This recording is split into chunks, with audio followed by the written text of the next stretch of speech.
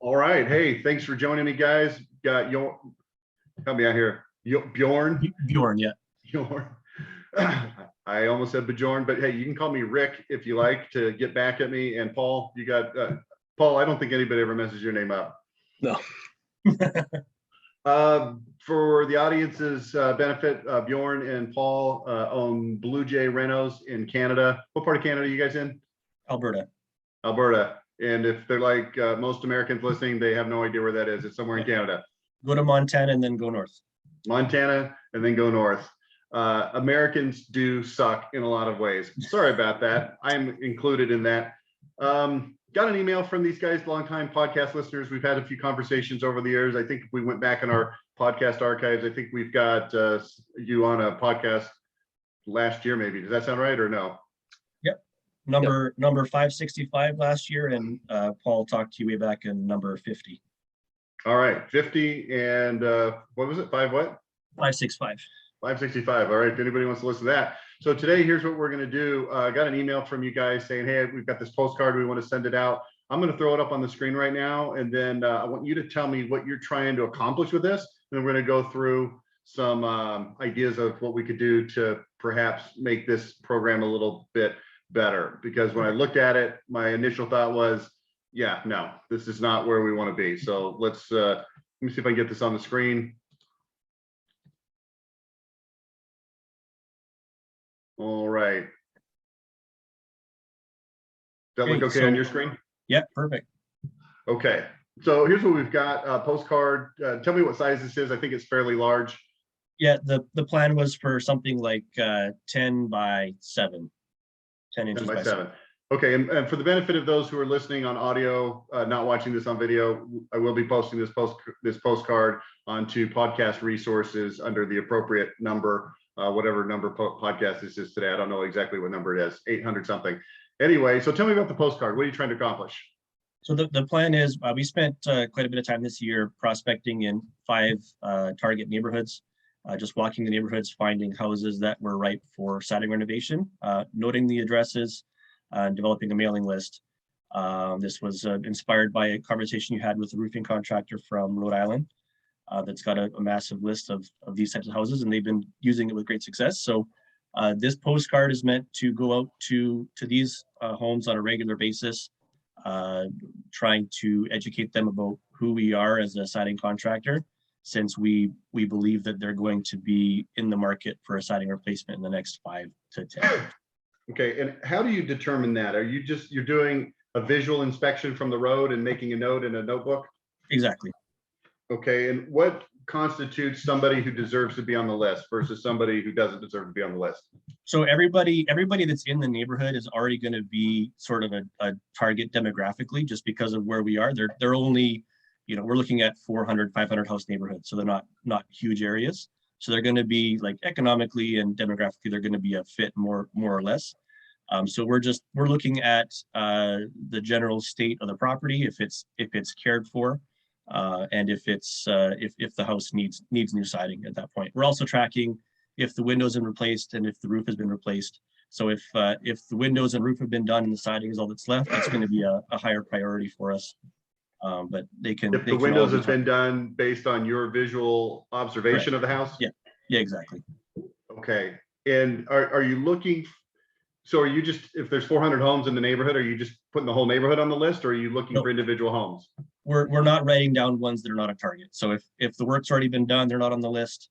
If the house is just too weird for us to want to target, it's not on the list. And if it's just not appearing to be well kept, we're maybe noting some of those, but we're not going to be mailing all of them. Okay, and what are the telltale signs that they could use your services? Is it like faded, cracked, old, nasty? What? It's just old. Like, so a lot of these areas that we're looking at, the construction was done in the 60s and 70s. So these houses are 40, 50, 60 years old sometimes, and some of them still have original aluminum siding, original wood siding, original rock dash stucco, and they haven't ever been changed. And it's not because the people don't care. It's because the siding has lasted that long, and there's never been a company in our city that's focused on trying to replace these from a retail perspective for homeowners. Well, and I think a big issue, and this is going to be part of our approach here as we get into discussing this, is that people don't necessarily realize that it's needs to be replaced. For sure. You know what? I think there's a TV commercial that talks about the concept of being nose blind to smells. Like you walk in your house and it stinks, but you don't notice it because it always stinks to you. It just smells like nothing. And I think when you drive up to your house every day for 3 or 11 or 22 years, and it basically looks exactly the same, you don't notice unless something is massively obviously wrong with it. Is that probably true? Yeah, we feel that's true for sure. Okay. So we've got the card on the board, and your idea coming into this conversation is what? We're going to take this postcard and we're going to send it how often? We haven't dialed in exactly the frequency, but at least 6 times in the year, up to probably 8 to 10 times in the year was what we were shooting for. Okay. And is your existing plan to just send the same card each time, or to do a different card? That was up for debate still. We hadn't fully decided. Okay. So first of all, I think you're going to benefit from doing different cards each time, and maybe even mixing in something that's not a card. So let's kind of throw that out there, but let's jump into some of this details of looking at this. So we've got the header on the front, stress-free siding renovations, a beautiful looking home. I'm assuming that home is pretty on par with the types of homes that you're trying to target. Yeah. I'm just guessing, looking at that picture, that's maybe give or take 2,500 square feet. That's very close. Yep. Probably 4 bedrooms, maybe 3 with a loft or something like that. Yeah. Okay. So the first thing I don't like about this is the header, stress-free siding renovations. Not that it's a terrible thing to talk about, and not that people don't care, and not that home improvement doesn't have a bad reputation, sort of generically speaking. But kind of going back to what we were talking about a minute ago, these people are maybe nose blind to the idea that their siding is bad, and we're coming in, in the old days of Monopolize Your Marketplace, before we rebranded to Level 10 Contractor, we used to do a lot of really in-depth marketing training with stuff that I've never even mentioned once in 800 episodes of podcast, because it's so far down into the weeds that it's not useful to most people, because most people don't really want to get in there and do their own marketing. They just want to hand it off to somebody else, and there's no sense in going there. But in those days, we used to talk about what we called 3 categories of hot buttons. Have you ever heard me talk about anything about like that? Yep. Okay, I think if you listen to some of the old, I think I put some CDs on the Throwback Thursday a while ago. It's been a long time, that were the 5 biggest marketing mistakes. I broached this topic there, so I correct myself. I've only talked about it by playing old stuff. Here's what it is: 3 categories of hot buttons. We call it benefits of ownership, objections to ownership, and vendor selection. Now, in the more current vernacular, we would call these identity points. So the word hot button and identity points would be interchangeable in this conversation. So benefits of ownership is, hey, why would you want to buy this thing in the first place? Like, why would you even want siding? Now, again, if you listen to what I talk about in the Level 10 Contractor podcast, we don't really get into that much. We talk a lot more about the third one, which is vendor selection. Why should I choose you instead of anybody else? And to just briefly go back to the second one, which is objections to ownership. Why would somebody not want to buy whatever it is you're selling? And I think in this case, I think we're looking more at a benefits of ownership type of a scenario. So we're going to get a little bit out of the mindset of, identity is typically, when I talk about it, defined as who you are, how you're different, why you're better, what people can expect when they do business with you. And you're jumping straight into that pool with a cannonball, stress-free siding renovations. And I think what I want to do is just back up. Now, let me give you some frame of reference for this. I've got a siding client, James Hardy, in Kansas City, and people that hear me on the podcast a lot know I talk about Jericho, who's in Kansas City, kitchen and bathroom modelers. This is a different client. This is a client that does siding and windows, primarily exterior overhauls, including siding, doors, windows, garage doors, even stuff like that, stucco, stone. I don't know if you guys get into those areas. I'm sure you get into some of those areas. Well, we had an interesting situation. This is going back 3 years ago now. They came to me and they said, hey, we want to be on TV. But their budget was pretty small and it was about this time of year. And I said, okay, if we're going to put you on TV, we need to come out. Typical protocol for TV commercials is we're going to send a crew out there. We're going to shoot a bunch of B-roll that we can use in the future for any TV commercials that we create. And then we're also going to shoot the actual commercials, which we'll script out. And they said, yeah, we don't really want to do that because, you know, it's winter and everything's dead. There's nothing green. And we don't really want to shoot B-roll of these beautiful houses that we've done in that environment. We'd rather wait until spring or summer when everything looks better. And I said, okay, well, that's a problem because we're supposed to start running these ads. I think it was going to be like February or something. So here's what we did. And this was almost just serendipity working its magic. I said, because you're doing these exterior remodeling, which is very visual, if you get your windows replaced, they look about like the old windows. Unless you just had really, really old, really crappy windows. Exactly. They look about the same. If you get a new roof, it's going to probably look better than your old roof, but it's not any big thing. But this is a big deal. And visually, it makes a huge impact. So here's what I told him to do. And this is where I'm heading with you on these postcards, okay? I said, I want to get before and after photos, and I want to make TV commercials that focus on before and afters. And specifically, as you start looking for these before and after photos within your archives from client jobs, here's what we want. We want 500-pound person on the befores, and we want, you know, bikini body in the afters. It's got to be dramatically, noticeably different.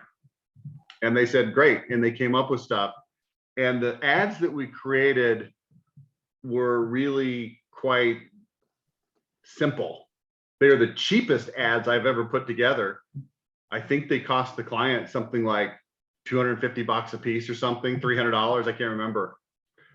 But they've worked really, really well. And I think the reason is because when you're watching TV or your mailbox, in the case of what you're looking at here, people see that. And here's what we're trying to do. We're trying to snap them out of this nose blind situation of, hey, my house, my siding looks fine.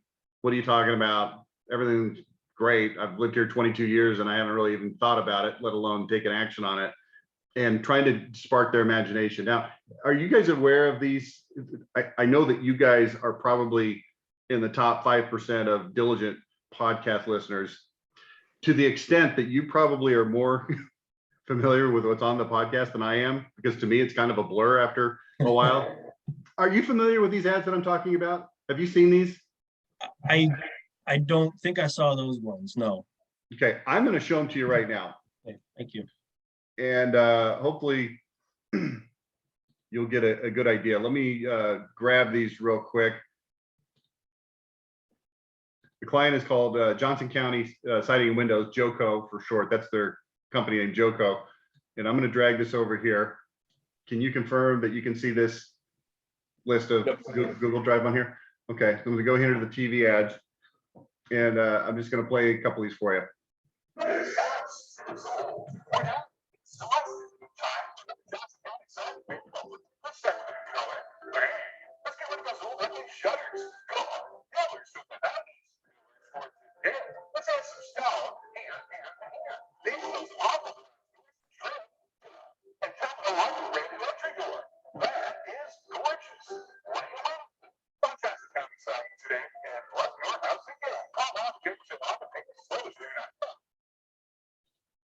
I'm gonna roll through a couple so you can see some variety, exact same concept, but a different variety of approaches to the same concept.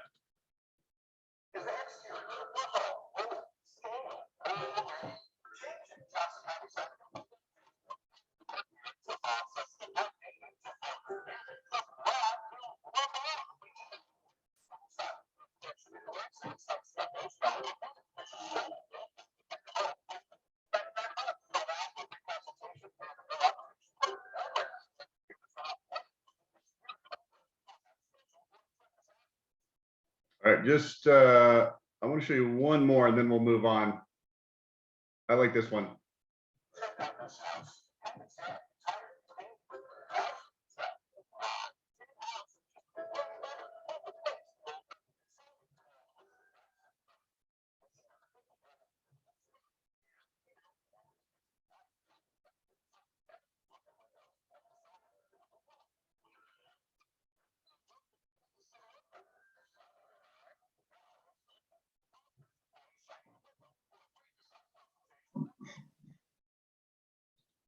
Okay, so you get the idea.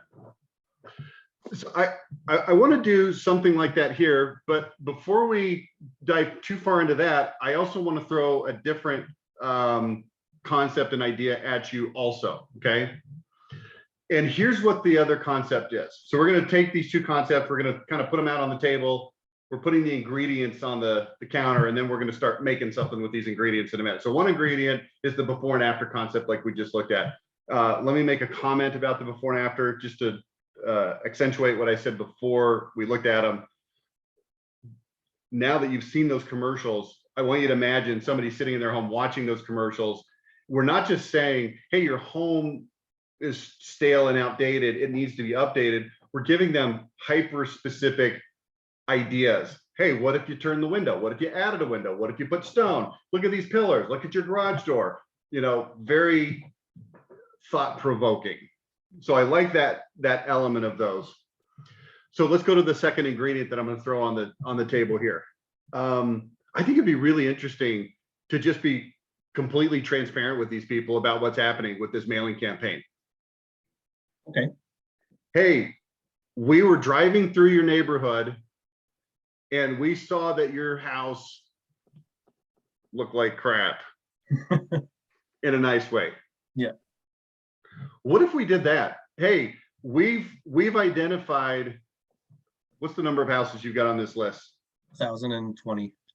1,022, because that sounds a little cooler. Okay.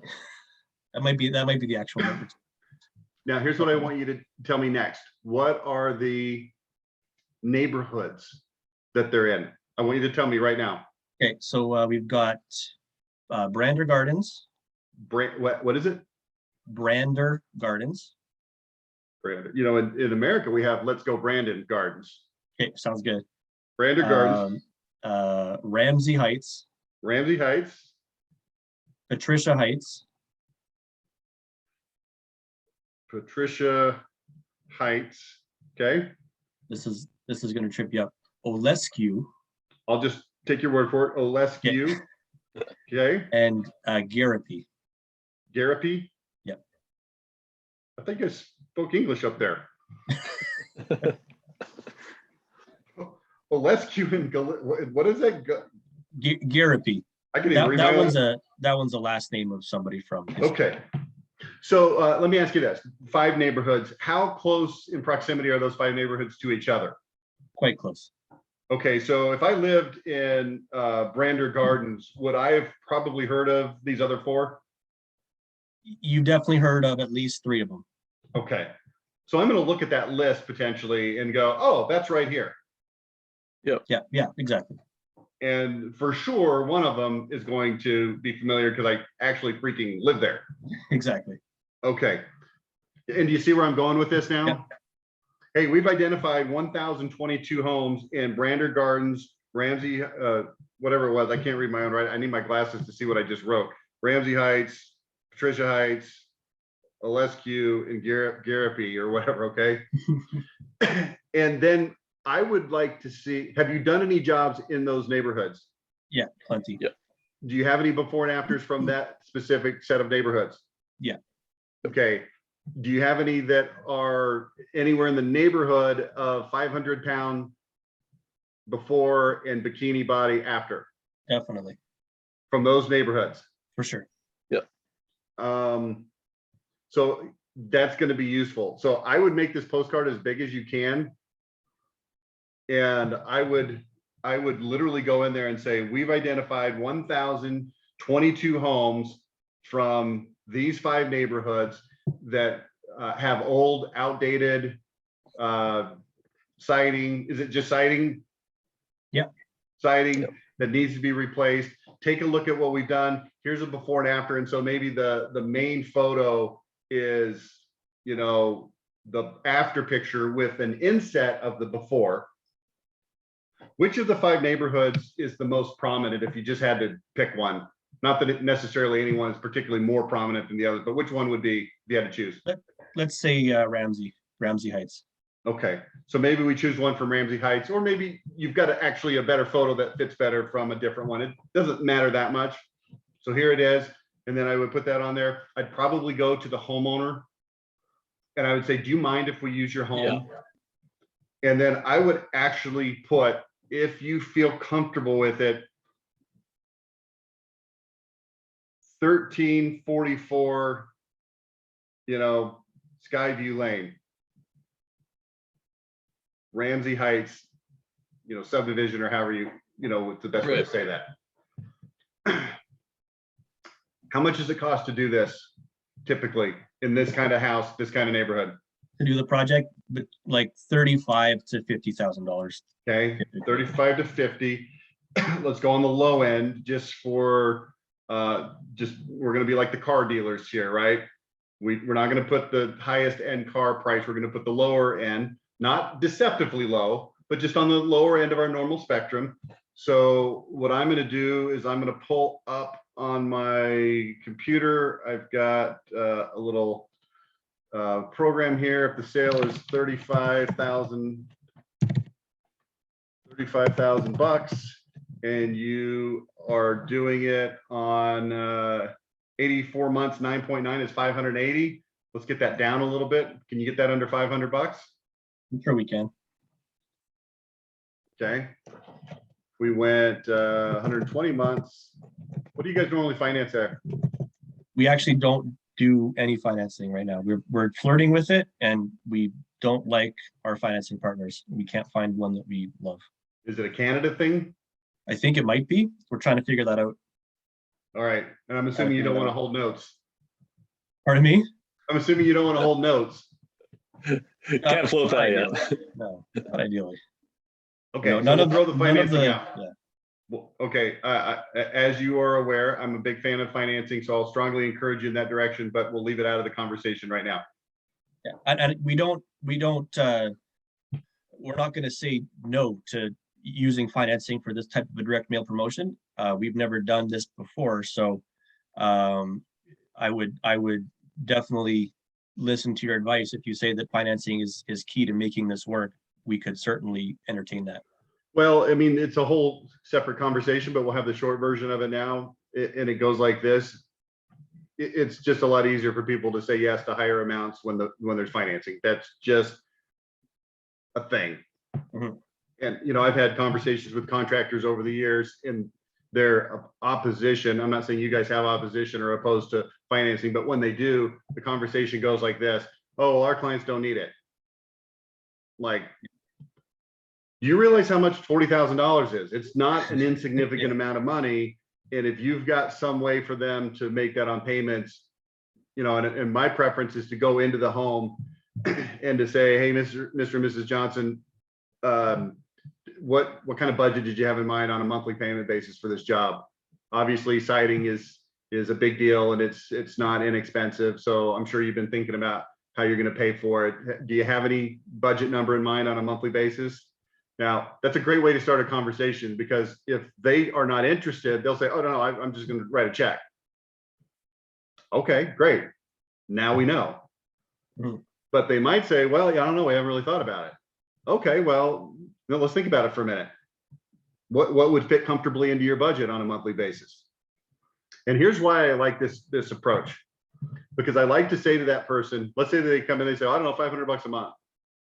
Then you can look at them, as long as you know your numbers, generally speaking, then you can look at them with confidence and say, well, here's what I want you to know. We can definitely 100% for sure work within that budget. No question at all. So here's what I want you to do. We'll work on the numbers. Obviously, we're going to get to that towards the end of this presentation. But I want you to know, and just kind of put your mind at ease, we can make that happen. The budget is not going to be a problem in this job. what a great blanket to put down at the beginning of the meeting to kind of put them at ease as you, look, everybody knows it's going to be freaking expensive. Everybody knows it. Yeah. Here's the problem. Here's the problem though. They don't know how expensive it's going to be. So if you had an ability, you can't do this, but let's just play a little like what if game. If you could walk in to the homeowner's house, into the home, and you could extract the number out of their brain when you first walk in the door, how much they're planning on this costing. I promise you, it's always going to be 10 to 50% less than you're actually going to show them the number. So if it's 40,000, they're probably thinking 15 to 35,000. And they're probably thinking on average, I don't know, 20, 25,000 if it's actually going to be a $40,000 job. That's a big hurdle to overcome. Yeah. Okay. And also just to, we'll put a bookmark, or we'll put a bookend on this financing conversation, then move on. But just the last point on financing, if you can offer them the financing, the amount of sale is going to go up. There's statistics that prove this. So instead of them saying, well, you know, let's just do this smaller scope of work, they're going to be more likely to do the entire scope of work. Right. Okay. So moving on from that. Thanks. So here's what I like. I like coming in here saying, we've chosen your house. And then on the back where we get into the text, we can literally tell the story. Hey, we've literally driven through all 5 of these neighborhoods with a micro cassette recorder, with our recorder on our phone, or with a pad and paper, however you do it. And we literally jot down the addresses of all of the homes in these 5 neighborhoods that are old enough and the siding is worn out. And out of these neighborhoods, there's actually a total, this would be interesting also, just a little piece of detail. There's actually 2,112 homes in this, in these 5 neighborhoods combined. And we've identified 1,022 of them, which is only about 40%, or, you know, whatever it is. Because here's what I'm trying to do. I'm trying to help them see that, no, you actually need this. There's 50% of your neighborhood, they don't need this. They've already done it before. They've already replaced it. It's in better shape than yours. And also you're throwing them in a group of 1,022 people. So here's what you're not doing. Hey, we drove by your house and noticed that it looks like crap. No. We drove through 5 neighborhoods with 2,112 homes, and we made notes on 1,022. It took us 2.5 months to compile this list. Yes, I know that might sound a little creepy, like we're stalking. Wink, wink, LOL, right? Just acknowledging what people might be thinking. When you say it, now you're on their side of the table. You don't look like a creep because you're acknowledging that that might be a little creepy. But the reason that we're doing this is simple. These homes actually need this product. And I would rather come directly to you through your mailbox right now and talk to people who actually need it versus those who don't. Okay, so here's what we're doing. You've heard me say this over and over again as you've listened to podcasts. We're telling a story. And in this case, the story is why I'm sending this to you. And I think it's a pretty interesting and compelling story. And then on the back of that postcard, again, we're going to make it as big as possible. We're going to put 3 more before and after photos, and we're going to make sure that they're different neighborhoods that are represented. Okay.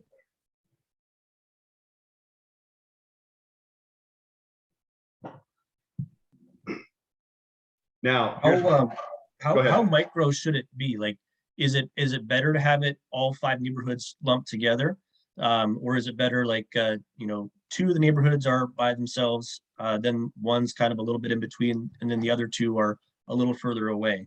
so Is it better to do that in groups of smaller groups, or the whole thing together? So ideally, all things being equal, the smaller group would be better. Okay. However, there's also a reality that says printing and handling and dealing with it becomes more complicated and expensive as you do smaller and smaller batches. So weigh those. Yep. I mean, remember how this conversation went. I asked you earlier, are these all relatively near each other? Here's what I don't And want. they are, yeah. I don't want They're- somebody getting a postcard that has 5 neighborhoods that they only recognize theirs. Yeah, it's definitely close enough, but we could probably split them a little bit further.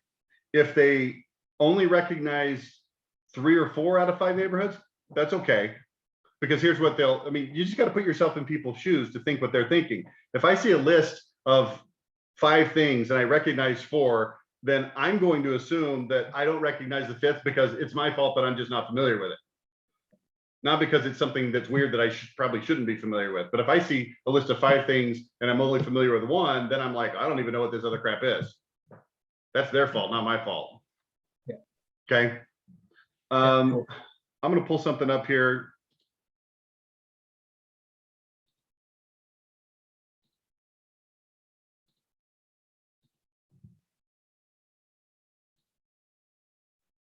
I'm going to show you some dentist postcards.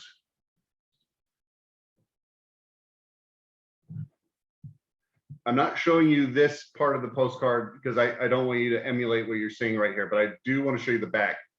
Mhm. Okay. So the reason I'm showing you this back is not because, hey, make yours look like this, but I am showing you this so that you can see I've got 6 specific areas of the back of this postcard. I've got this header section up here. I've got 1, 2, 3, 4 columns, including this really narrow, thin section here. And then I've got the sort of contact information here. Again, I'm not saying create a postcard with 6 specific areas with 1 up here and 3 here and a skinny one here and this over here. I'm saying we can put a lot of information on these postcards. So in your case, maybe we put the header here, and the header is something like, I don't know what it is. We might not even need a header if we got a strong enough header on this front side with what we just talked about. I don't know what the Canadian postal regulations are. I also notice on this front that I'm showing you right now, look how I've done this. I want to make sure that I put the front of the postcard on the front of the postcard. And the front of the postcard always is where the address is. Okay. Interesting. Yeah, for us, it's backwards. Yeah, let's see. I got to figure out where yours went. What is yours called? It's just that number 1. There's no title. So 89949-1 there. Okay, there it is. Okay, so you've actually got the back on the front, the front on the back. There you go. Okay, again, Canadian postal regulations I'm not familiar with, so maybe there's something different that you have to be aware of. But this is a Yes. really, really common mistake, because what's going to happen is this is going to show up first. Always address site up in the mailbox. Okay, interesting. Okay, so now as we flip over to the back, in your case, maybe we put some photos in this general section right here. And then maybe we've got a section right here that has the story. Here's how we chose your home, I think is a nice little headline. Here's how we chose your home. Underneath that, maybe we put a little section that says, when it comes to siding, nobody's better than Blue Jay. And then we put your little bullet points. Look how I've got these bullet points on here. I'm going to pull up another postcard. Pull this over here so I can look a little bit.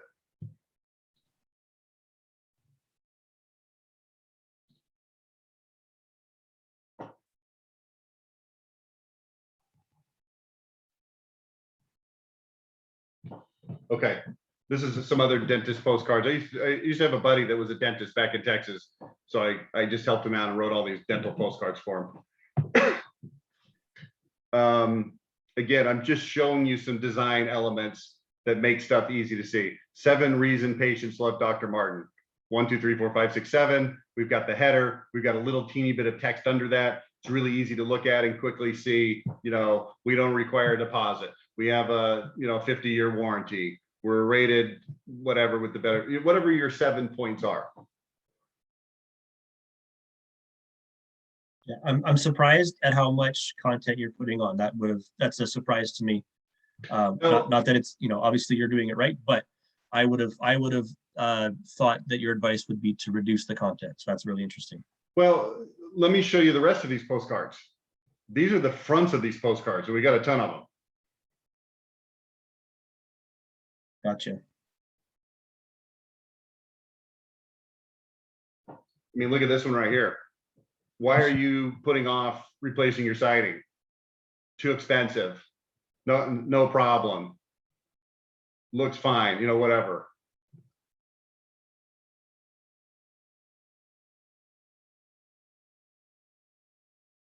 Let's see. I'm going to show you the one on these that work the best, but I'm showing you this to see that on the front, it's more of a billboard. Gotcha. Not a lot of content. Okay. This right here is a home run for these guys. That's awesome. And then I think there's a different version of this. Yeah. That one. Yeah. But then you flip it over and boom. We got a couple different versions of that. So I'm not afraid to put a lot of information on the back of this, because here's my way of thinking always is this: victory goes to the one with superior forces at the point of contact. And if I've got them looking at it, I want to give them all the information possible. Look at what's happening on this particular postcard. No dental insurance, no problem. Introducing a better than insurance dental exam, full exam with x-rays, just $25, limit to adults and 4 children. This is going to open a lot more questions than it's going to answer. So instead of saying, hey, go to, whatever.com and check it out. Okay, that's not going to happen. Yeah. What are they doing when they're checking their mail? They're freaking checking their mail. Yeah. Yeah. So you flip this over. Now, don't waste thousands of dollars. We're the only dentist in Richardson who offers copay prices on routine exams. Compare for yourself, frequently asked questions. I'm covering it all right here. I've got their attention. I'm gonna let it rip. If they set it aside and they pick it up later that evening, totally cool with that. Yeah. Awesome. So let's go back and review what we've talked about. Number one, the before and after is strong. The benefits of ownership is strong in this particular situation compared to, if you're doing windows. I mean, we've tried benefits of ownership approaches to windows in the past. You've probably noticed as a longtime listener of the podcast, I've really never talked about it that much, just because it doesn't really work. Right. Now, here's when it does work. It does work when it's one of many messages within a branding campaign. Farming, right? So we got a little bit of seed that we're throwing down that's, hey, you're, energy efficiency, whatever for windows. But for siding, it's like, hey, your house looks like crap, man. What if it looked like this instead? And people are like, wow, that's really great. And you know who this is going to play well with, right? Women. Men are going to look at it and go, I'm not spending money on that stupid crap. Who cares what the house looks like? It's fine. I need a new TV. The women are going to be like, yeah, our house does suck now that you mentioned it. I've known this for a long time. Come on, Dave, do something. Yeah. Awesome. Then you know what you could also do? You could come behind this, send these postcards out, create 5 or 6 different ones that are on the same theme, right? Different before and afters, just like I had with different TV commercials. They were all the same thing, but they were different specifics. Then you can also come in and you can target those exact neighborhoods on Facebook. Yep. With the exact same kind of content. The content that you create for these postcards is perfect for Facebook. Unfortunately, in Canada, Facebook doesn't let us get quite so micro with our targeting. So we have to go geofence with a different digital campaign, unfortunately. We would love to do that on What's Facebook. the smallest you can do? Like the city. We can't go smaller than the city. Okay, what's the city called? Edmonton. Is there a small, so it's literally Edmonton proper? Yeah. Okay, that's not ideal. What would be No. ideal is if it was, you know, tiny town suburb Yeah, of Edmonton. Then you could go on there and, you know, speak to that. But here's what you could do. You could run those ads, or you could, you know, whatever platform you can use to target. If you can go in there and you can say exactly what we're going to say on these postcards. Hey, Brander Gardens, Ramsey Heights, and just, here's what we're doing. We're throwing things out there that are going to capture their attention. for sure. Science behind this is phenomenal.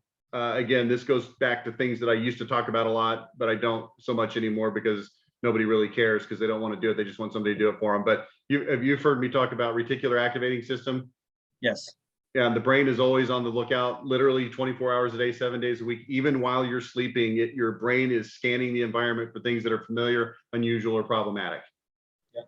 Okay, and in the case of Brander Gardens, this is something that's very familiar to me as a resident of Brander Gardens. So if I'm flipping through my Facebook and I see something that says, hey, do you live in Brander Gardens?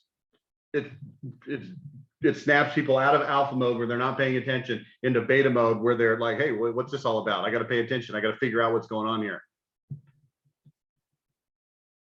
So Sure.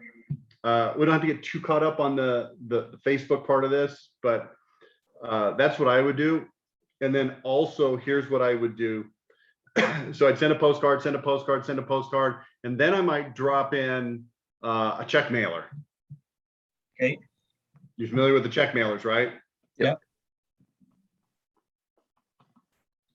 For the benefit of those who are on the podcast that are not, let me pull one up.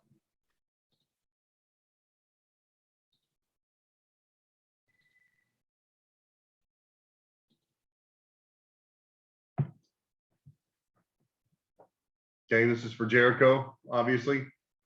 This amount is arbitrary. It can be any number you want that you can work into your normal price drops. On a $40,000 job, that amount probably seems reasonable. Yeah. The bigger the number, the better, but also notice that it's a highly specific number. That's the second time that concept has come up in this discussion today. Earlier, we were saying it's 1,022 houses we've identified because it sounds more hyper specific. So on this one, so we would have to change this content, right? Happy New Year. I want to take the opportunity to thank you. This is for past customers. In your case, it would just be the story. Dear Mr. and Mrs. Johnson, not to be weird or nosy, but I've been driving through your neighborhood for the last 2.5 months, making notes on houses. Let me explain. We're in the business of improving homes through beautiful James Hardy siding. You'll see a photo on the opposite side of this, or whatever. I try to put a photo on the opposite side of it, or at the bottom. You can see before and after. About 6 months ago, we got the bright idea that instead of advertising out to everybody on the planet that might possibly have a home and might possibly want siding, which is really inefficient and expensive, we got the bright idea that we would come in to the actual neighborhoods where we've done a lot of business already and identify the specific houses that actually need work. So that excludes houses that have already done new siding in the past or have, you know, kept it up exceptionally well or whatever. So out of these 5 neighborhoods, or these 3 neighborhoods, or your one neighborhood, out of the 612 homes that exist, we've identified 277 that fit this category, and you're one of them. Now, don't get me wrong. I'm not saying that your house looks terrible and it looks awful and it's a piece of garbage. What I'm saying is your house was built according to records in 1967, 1974. Get the information. Yeah. If it's 5 neighborhoods, your home was built between 1969 and 1974. It doesn't matter what the information is, it just matters that it's accurate. The more specific, the better. So if it's a specific neighborhood, you get a more specific number. If it's 5 neighborhoods, maybe it's a range of 5 years. It doesn't really matter. Just whatever you can do. And your siding is original to the home. Now, the good news is that your siding's held up for literally 45 to 50 years. The bad news is siding is only meant to last. The vinyl siding that was put onto the homes in your neighborhood, is it vinyl siding mostly? Usually aluminum and wood. The aluminum and wood siding that was put on your home generally is only meant to last 25 to 30 years. It's actually past due. We've got a great solution for you. We sell beautiful James Hardie siding. I don't know if you're familiar with it. It's called fiber cement. Here's what that means. It's got this and this and this, and it lasts forever, and the color's baked in. It doesn't fade, and it looks fantastic, and it's fireproof, and it's all these great things. And we want to extend an offer to you. Maybe you've seen some postcards. We've been sending them to you for the last month or two. You haven't responded yet. That's okay. I know that you're busy. I know you got a lot of things going on, but now I want to make you an offer that I hope you can't resist. I'm sending you a discount of $2,317.55. I know that seems like a weird number. Let me tell you where it came from. Last year in our marketing, we spent money on this magazine and this thing and this radio commercial and this home show, and all of it together added up to $62,844. And the response on it was okay, but honestly, it wasn't that great. We feel like we could do better. So here's what we're going to do now. For us to send these mailers out to these 1,022 homes over the course of the last couple months and the next few months, is going to cost a grand total of $5,287. That includes printing and sending you the letter that you're reading right now. That leaves us, based on our budget this year of $70,000, that leaves us $65,284. Of course, I'm making all these numbers up. You'd have to get real numbers that you'd use a calculator to get. And we're going to make this offer available to only 20 homeowners, because that's a lot of money to give us a discount. And if you take the number $65,224.82 that we have left over after the mailings, and you divide it by the 20 homes that we're going to sell, that's $2,317.55. And that's all we're going to offer this to. So if you'd like to take advantage of it, give us a call. You can claim this $2,317.55. We're just going to write it off as marketing budget. I'd rather give the money to you in the form of a discount instead of giving it to some jackass over at the mail or at the newspaper. Probably don't say the word jackass.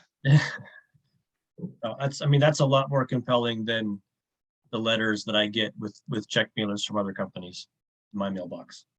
Yeah, don't even get me started on check mailers. I mean, here's the great thing about check mailer. It's got the check obviously at the top, but it's long enough. It's a 8.5 by 14. It's legal size, so it still gives us quite a bit of room. We're almost done here, but before we go, let me just pull up a couple of other check mailers, and I'll show you some things you can do with these.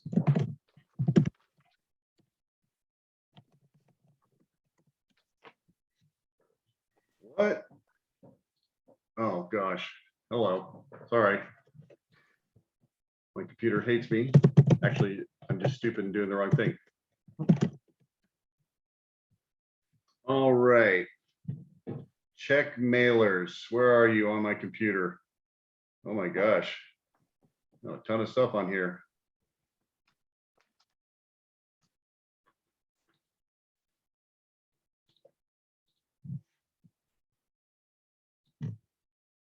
Hold on, this will be worth it if I can find it.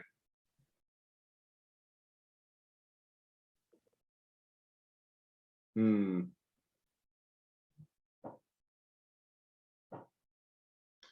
going to go a different route here to find what I'm looking for here.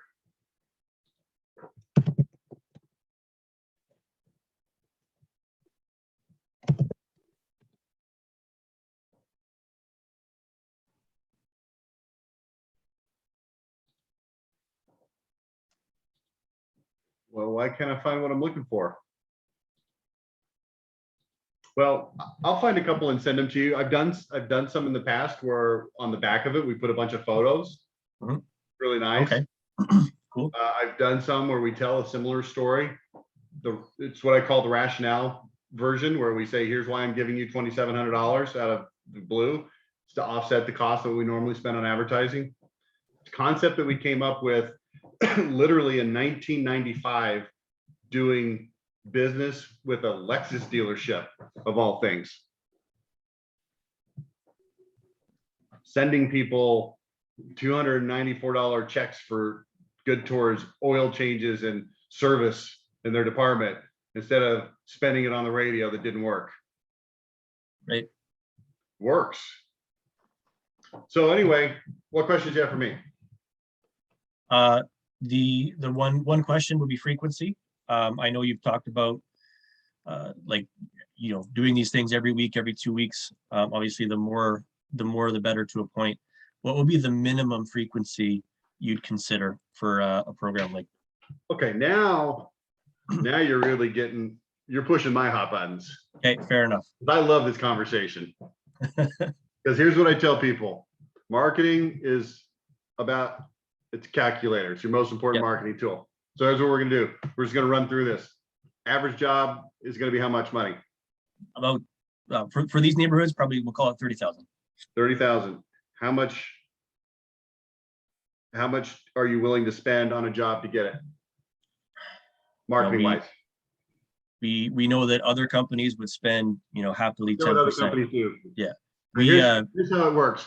Here's a contract for $30,000 siding job. I'm going to hand it to you right now. Will you give me a $3,000 check to pay for it? Yes or no? Yes. Okay. How about a $3,001 check?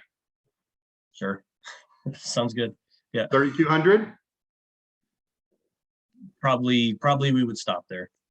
Okay. So 3,201. I've got 10 contracts. Here they are. I want $3,201 for all of them. You're going to say no. Yeah. Okay. That's good. I like that conviction. I use that methodology to find out where you really stand on things. So we're going to say $3,000. Okay. Okay. So now we just start playing a what if game. What if we run this campaign and we sell 10 jobs? We don't know if we're going to sell 10 jobs, but let's just play the what if game. Well, we just created a budget of $30,000. How many people are on the mailing list? For short, we said 1,022. Let's just say 1,000 for easier math. Yep. Okay. So if that's the case, I've got $30,000 to market to 1,000 people. I've got $30 per person. That's the answer to your question. Now, it's a scary answer to a question because you have no guarantees that you're actually going to sell that much and achieve that. And welcome to life and marketing, right? So maybe that's a little rich for your blood. You say, geez, I don't know if I am willing to risk $30,000. Okay, great. How much you're willing to risk? And now we're going to swing the pendulum to the other side of the deal. How much are you willing to risk, even if you get 0 sales? You'll be disappointed, no question. Obviously, that'll suck. But how much are you willing to spend if it doesn't work at all? 15,000. 15,000. Yeah, 15,000. Okay, so if you spent 15,000, then that gives you a $15 budget. So here's the question: how much are each of these things going to cost to execute? So let's say that it's $1 a piece on average. Sure. All right, there's your number, 15 cents. Okay. How often do you send? Well, we've got 15 sends. Let's do one a week for 15 weeks and see what happens. Or let's do one every 2 weeks for 30 weeks. Does that matter to you, how close they are together? Frequency, high frequency is better than low frequency. Okay. So here's what we would do ideally. We always start with ideal and then we just back it off to what's realistic, and they're never the same thing. Ideally, I would drop a mailer on them 6 days a week for a year. We can run that number, by the way. There's 52 weeks. There's 6 mailers per week. That's 312 mailers. It's probably not going to cost $1 a mailer to send these out. I don't know how much mail costs there. What do you think? Have you priced it at all? Priced it, but that was before we started actually generating collateral. So I don't know what these ones will come in at. I think $1 a piece is actually pretty close. Okay, so it costs you $312 to do the absolute ideal thing, right? Which is stupid, by the way. But it would probably work. Yeah, you're going to wear people down with every freaking day. So if you did every day 312, so it's gonna be $312 divided by $15,000 in your budget. you can send to 48 people. Right. You'd have to convert, what was it, 10? Well, you wouldn't have to convert 10, you have to convert 5, because that would give us a $3,000 each budget. So probably, I would say weekly would be an interesting test. I would say every other week would be an interesting test. I wouldn't do it monthly. It's not frequent enough. Gotcha. 10 days. I like that. Okay. I'll just write no worse than bi-weekly. Yeah. 10 days to 2 weeks would probably be good. And just beat these guys up, see what happens. So then the last question that I had written down was postcard size. You know, I priced it out, or was working on 10 inch by 7 inch ish. Is that good enough? Is there an ideal size from an ROI perspective that you like? So we normally use, I think these are 6 by 11s, the ones I've been showing you. Okay. Again, postal regulations in Canada may be different. But we can go oversize. We can go oversize.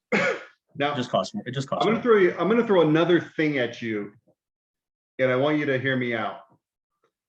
And I'm saying this maybe more for other people, not you, because again, I don't know the postal regulations in Canada, but in US, they have something called every door direct mail. Are you familiar with that? You ever heard of that? Yeah, we have something like that as well. Now, here's the benefit of every door direct mail. It's incredibly cheap. Mhm. It's incredibly cheap. Compared to normal direct mail, it may be as much as half the cost. So if that's the case, you may want to consider just mailing the whole frickin' neighborhood. You can even use all of the same tactics that we talked about before. Hey, I'm mailing this to you because your house fits this profile. Maybe they just got new siding last week and they're like, you're crazy. Well, what do you care if a guy thinks you're crazy? If you're going to save overall 5, 10, 20, 30, 40% by mailing everybody instead of part of everybody, then I'm okay with certain people looking at that going, hey, to heck with these guys, I've already done it. Right. Our problem with that in some of these areas is that the housing type is mixed. So there are some multifamily buildings mixed in with the single family areas. So I've gone down that road of doing mailing routes. It's very difficult, if not impossible, in some areas to sort out the apartment buildings, which we don't want to. And again, in the States, the way that it works with every door direct mail is you can do it by carrier route. Yeah. And a carrier route is 1/2 of one street. Right. On a block. So they're ours are very not small. that segmented, unfortunately. Yeah. So anyway, I'm just throwing that out there That's- for the benefit of whoever's listening, that, you know, we've got this hyper specific message of, hey, we chose your house. And now I'm backtracking and saying, well, just mail to everybody. I'm okay with that if the numbers work. Yeah, because the person that gets it is still going to think that it's hyper specific. So Yeah. And you know, the quantity of people that will look at it and go, hey, wait a second. I recognize that this is every door direct mail, and this is not sent specifically to me. This is sent to everybody. This doesn't exist. Nobody's that. The one person that does, and they call you and they complain, buy them dinner. Congratulations. You solved the Easter egg in our mailer, you insufferable jerk. I love it. All right. I think that's it. Thank you, Rich. Thank you. Here's what you can do on the back end. If you want to put some of that stuff together, shoot it over to me. I'd be happy to look at it. 100%. Thank you. Absolutely. Thank you. All right. Talk to you guys later. Appreciate Take it. care. Bye.